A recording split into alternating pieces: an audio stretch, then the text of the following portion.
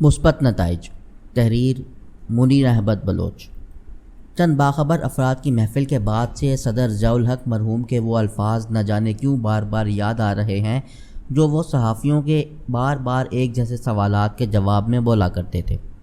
General Zia الحق نے 90 دن میں انتخابات کروانے کے وعدے پر اقتدار سنبھالا تھا، مگر جب اس حوالے سے کوئی ہلچل نہ ہوئی تو صحافیوں نے بار بار ان سے سوالات کرنا شروع کر دیے کہ انتخابات کب ہوں گے اور ملک میں جمہوریت کب بحال ہوگی۔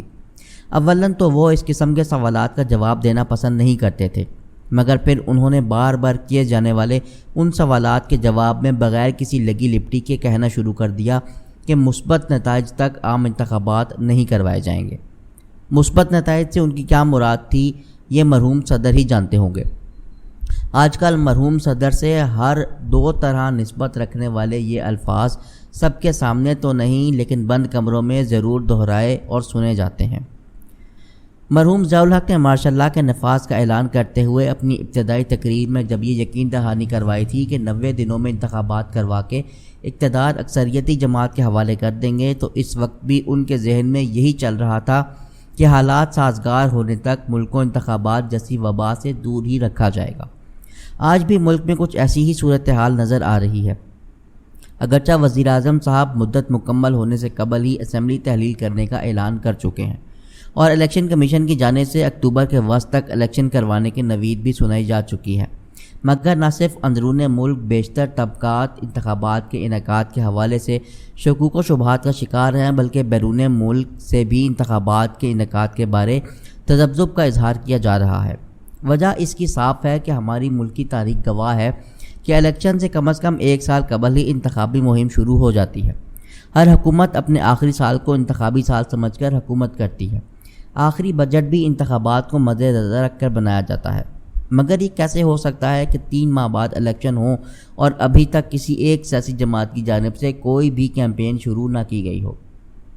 دوسری جانب نہ صرف بجٹ میں حکومت نے اپنی چھری کافی تیز کر رکھی ہے بلکہ جاتے جاتے عوام پر بجلی اور گیس کی قیمتوں میں ہوش ربا اضافہ کر کے نئے بم بھی پھوڑ دیے ہیں۔ کیا یہ بات تسلیم کی جا سکتی ہے کہ بجلی کی قیمت میں بے تحاشا اضافہ کر کے فوری بعد پی ڈی ایم ناکامی حکومت اتحاد عوام میں جا کر اپنی انتخابی مہم چلائے گا؟ ٹھیک 1 ماہ بعد جب عوام بجلی کی کمر توڑ بلوں کے ساتھ سڑکوں پر سراپا احتجاج ہوں گے تو کیا ان حالات میں الیکشن کمپین کی جا سکے گی؟ دوسری طرف ایسے افراد کی بھی کمی نہیں جو انتخابات کے حوالے سے منظم انداز میں قیاس آرائیاں پھیلا رہے ہیں۔ اپنی نجی محفلوں میں وہ برملا کہتے ہیں کہ ہماری جانب سے لکھ لیجئے کہ ملک بھر میں عام انتخابات مارچ 2024 سے قبل نہیں ہوں گے۔ کچھ افراد کا کہنا ہے کہ ان تک جو اطلاعات آئی ہیں ان کے مطابق اگر نومبر 24 میں بھی ملک بھر میں انتخابات کروا دیے گئے تو اسے غنیمت سمجھیے گا۔ برسر اقتدار سیاسی جماعتوں میں سے ایک جماعت کے ایک رکن جن کا تعلق جنوبی پنجاب سے ہے اپنے حامیوں اور دھڑے سے تعلق رکھنے والے ڈیرے داروں کو یہ یقین دہانی کروا رہے ہیں کہ پہلے پنجاب کے بلدیاتی الیکشن ہوں گے، اس کے بعد ہی کسی دوسرے الیکشن کا سوچا جائے گا۔ اس طرح کو تجزیہ کاروں کا خیال ہے کہ نگران حکومت کا قیام الیکشن کے انعقاد کے حوالے سے بہت کچھ واضح کر دے گا۔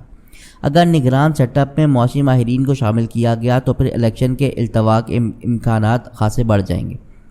کہا جاتا ہے کہ صدر ضیاء الحق کی ماشاء اللہ حکومت ابتدائی دور میں مثبت نتائج کے لیے جو بھی سروے کراتی اس کے پاس یہی رپورٹس آتی کہ اگر اس وقت انتخابات کرائے گئے تو ذوالفقار علی بھٹو کی پیپلز پارٹی واضح اکثریت سے جیت جائے گی۔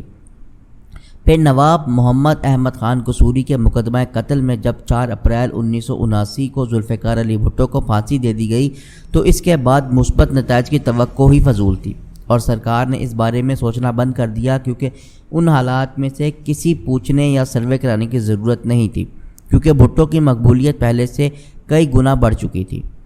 کچھ عرصہ تک تو حالات کو کنٹرول کر لیا گیا مگر عوامی اضطراب جب آخری حدوں کو چھونے لگا تو فیصلہ یہ کیا گیا کہ عوام کو بلدیاتی انتخابات میں الجھایا جائے۔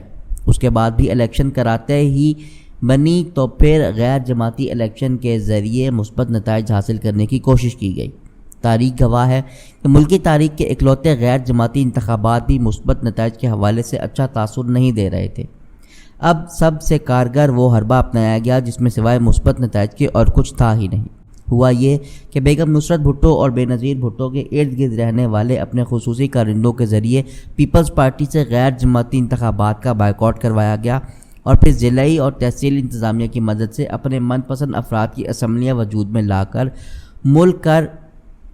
ملک کی پیشانی پر پارلیمانی جمہوریت کا ٹیکہ ثبت کر دیا گیا تاکہ دنیا میں پاکستان کی جمہوری ملک ہونے کی شناخت بحال ہو سکے۔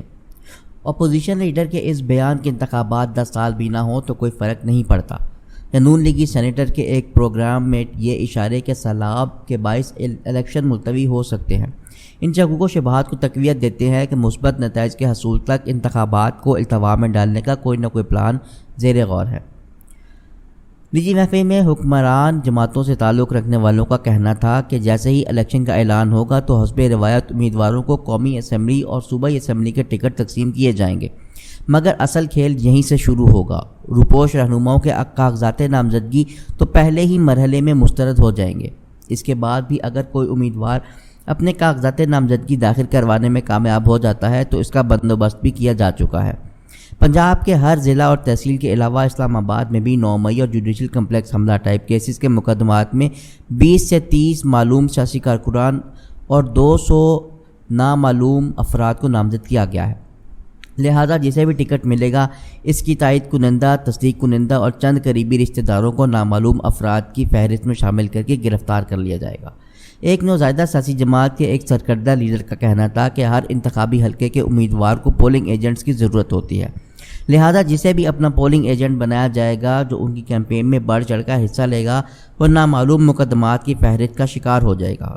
ایک تجزیہ کار نے سوال کیا کہ ان انتخابات کی ساکھ کیا باقی رہ جائے گی اور کیا اس طرح کے مثبت نتائج مل سکتے ہیں؟ اس پر بتایا گیا کہ امریکہ ہمارے ساتھ ہے، لیکن اگر اس کی جانب یا سول سوسائٹی اور عالمی تنظیموں کی جانب سے اعتراض کیے بھی گئے تو دنیا بھر کو بتایا جائے گا کہ جن لوگوں کو گرفتار کیا گیا ہے یہ سب دہشت گردی کے مقدمات کے ملزم ہیں اور ان کو اشتہاری قرار دیا جا چکا تھا۔ اس حوالے سے ڈوزیئر تیار ہے، عالمی طاقتوں کی حمایت حاصل ہے، لہٰذا سیاں بھائے کوتوال تو ڈر کاہے گا۔ ان کا یہ بھی کہنا تھا کہ پنجاب میں ٹیکنیکل طریقے سے ناک آؤٹ کرنے کا مشن فائنل ہو چکا ہے، البتہ کیپی سے وہ کامیابی نہیں مل رہی جس کی ضرورت ہے۔ نیز یہ کہ کامیابی کے ساتھ یہ پلان سندھ کے بلدیاتی انتخابات اور میئر کراچی کے انتخابات میں بھی آزمایا جا چکا ہے اور نتیجہ سب کے سامنے ہے۔